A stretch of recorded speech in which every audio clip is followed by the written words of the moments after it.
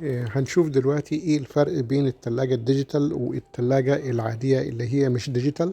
التلاجة الديجيتال بتبقى فيها فلاتر كربونية، بتبقى فيها بلازما.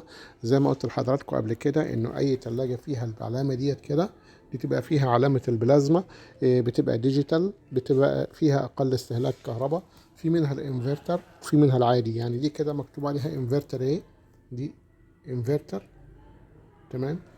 استهلاك الكهرباء بتاعها اهو، اقل استهلاك كهرباء اللي هو 28 كيلو، 28 كيلو وات في الساعة.